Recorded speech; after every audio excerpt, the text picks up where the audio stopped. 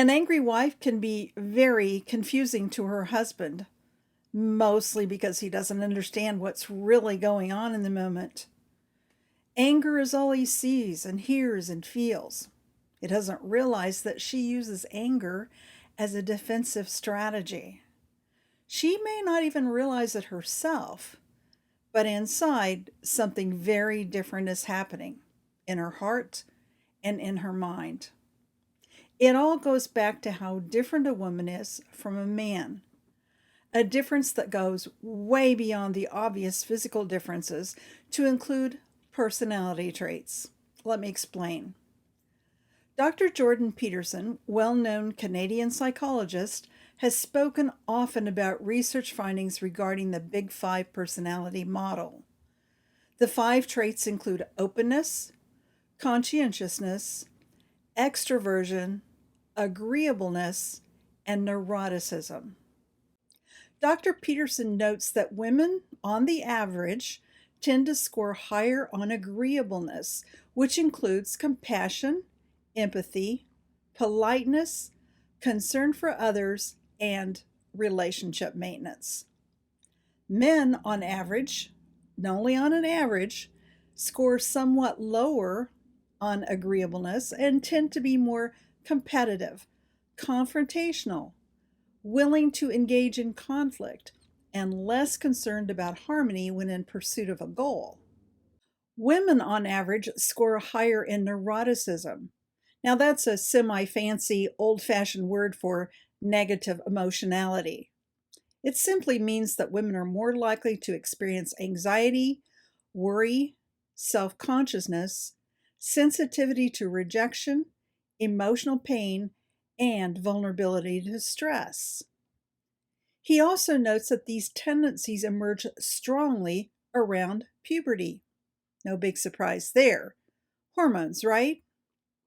Dr. Peterson emphasizes the fact that these are averages, not something written in stone for every woman or every man.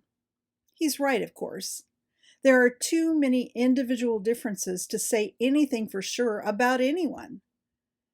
He also hasn't invested the majority of his clinical work sitting with couples who are not getting along. During times of stress, these traits surface on both sides in a microsecond. The SCOPE personality scale in the prepare-enrich couples assessment is based on the same personality trait model. It's one of the first things I look at when I'm starting work with a new couple. This scale tells me at a glance what's going on in the relationship. That is their pattern, the same pattern they've most likely been repeating since they first met. It's subtle at first, so they didn't even notice it back then. Years later, they can't figure out what happened. She's always angry and he's always defensive. That's an overstatement, of course, but you get the picture. And anyone who's been living it out daily for the last decade or so knows exactly what I'm talking about. Why does this show up here and not in all their relationships? Well, because in marriage, the most intimate of human relationships, the stakes are high. And when a human has a lot riding on such a high value proposition, shifting into self protection makes sense. And when one person focuses on self protection, the other counterbalances the equation with their own form of self protection. And as a result, both a man and a woman have the ability to pull out the worst in one another in times of crisis, especially the smaller crises, the ones we refer to as conflict. What I've observed repeatedly throughout my career, first as a clinical psychologist and now as a marriage educator and coach, is this. Most of the time, what ranges from frustration to intense anger is a woman's attempt to deal with her own anxiety, worry, or fear. She isn't trying to be mean, and she often doesn't recognize the fear that hides behind her anger. She will, however, readily describe herself as feeling frustrated. Here's how it often goes. She makes a request or reminds her husband of something they'd already talked about a dozen times or more. He senses her frustration and feels attacked, blamed, criticized. He may feel frustrated by her frustration. Sometimes he feels inadequate, like he's disappointing her again. He may defend himself by explaining, but that never helps. So he gives up and goes silent. He freezes up and backs up, trying to put distance between them. He may be more likely than a woman to engage in conflict in other situations, but when it comes to her, he'd rather avoid it altogether. He doesn't know that she freaks out when he freezes or backs up. He's just hoping the storm will pass. And she's wondering why he's ignoring her. As her hurt grows, so does her anger. She feels like she's drowning and that he doesn't care. He could easily bring an end to the conflict if he only knew what was really going on, but he doesn't because he's not a woman. So he feels like he's drowning himself, caught in the swirling intensity of her emotions. I know it's next to impossible when he feels like the victim of her verbal attack to even think she might actually be afraid or anxious. That wouldn't be any man's first thought. But she's not just angry. She's moved from hurt to reaching out for reassurance to feeling frustrated by his lack of understanding. Then she gets angry. If he learns to recognize her fear, or she learns to say she's hurt or worried and why, they can bypass the conflict altogether. How can I say that? Because most couple conflict is a result of mutual misunderstanding, not actually disagreement. When a man returns her anger with anger of his own, her fear increases exponentially. Chances are she's like most women. A man's anger scares her, and she gets more defensive and angrier. He's bigger than she is, so he has more physical strength than she. And research shows that males are also more emotionally intense than females from birth. That's why a man is routinely taught the importance of self-control, mostly by other men. Self-control is the reason he goes quiet. He backs up and backs up until he hits a threshold where the stimulus is greater than his ability to contain his reactions. Then he verbally lashes out or walks out. If he lashes out physically, or if she does, then we're dealing with something else altogether. If that's happening, they both need individual support. But if that's not the case, they may still be able to work together with a coach, counselor, or mental health professional to get to the bottom of the misunderstandings that are driving the conflict. That said, a woman also tenses up whenever he's angry about anything. Work, traffic, you name it.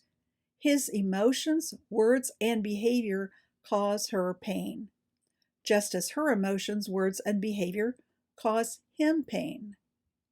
When she's anxious, she comes across as angry. And when he's angry, it makes her anxious. So they end up in a vicious pattern of anxiety and negative interactions. When this pattern persists, they may need more than a traditional marriage counseling model can offer. That's why I use a three-dimensional approach in my work with couples. On the first dimension, I work with the couple to help them recognize their pattern. Using the prepare-enrich assessment gives them a clear snapshot of what's happening in the form of easy-to-understand graphs. A picture is always worth 1,000 words, right? Then I work with them separately, the second and third dimensions, so they each have the opportunity to express their own point of view without putting their mate on the defensive. In the process, I also help each of them begin to understand what's happening for the other person. Most marriage counseling models would send them to separate counselors for individual work. There are potentially significant problems with doing that. First, the couple now has 3 different guides trying to solve the same issue from a different angle. None of them has the whole picture. At best, all 3 counselors would need to talk on a regular basis to make sure they've got the whole picture. Most counselors simply don't have time to do that. And even if they did take the time to do it, they're not going to get paid for that time. Second, the couple is now paying 3 different counselors and juggling their family and work schedules between them all, losing both time and money in the process. Well, how are they losing time? Wouldn't that accelerate the process? Well, at most, traditional counselors offer 1 standing appointment per week. The couple is locked in at the counselor's pace, not their own. And a lot can happen between those sessions. Let me pause for a quick reminder here in case you missed it. If domestic violence is involved, they need to have separate counselors and skip couples counseling altogether. Why? Well, couples counseling requires mutual vulnerability as well as physical and emotional safety. That is equally true for relationship coaching and all other forms of marriage education, including the work I do, of course. So, what's it like to work with me? Well, my 3-dimensional approach to coaching is set up to eliminate those problems from the start. We begin with a couple consultation. Then, if my approach is a good fit for us all, I work with him, with her, and with the couple for 1 monthly fee. The couple gets to set their own pace. He books his own coaching calls, and she books hers. They meet with me together in the beginning, and each one has input into that ongoing schedule as well. It's their choice.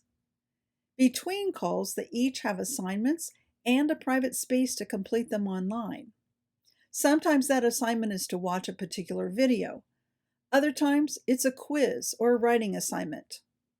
I choose every assignment individually based on where he or she is in the process, and I interact with each of them in that private space.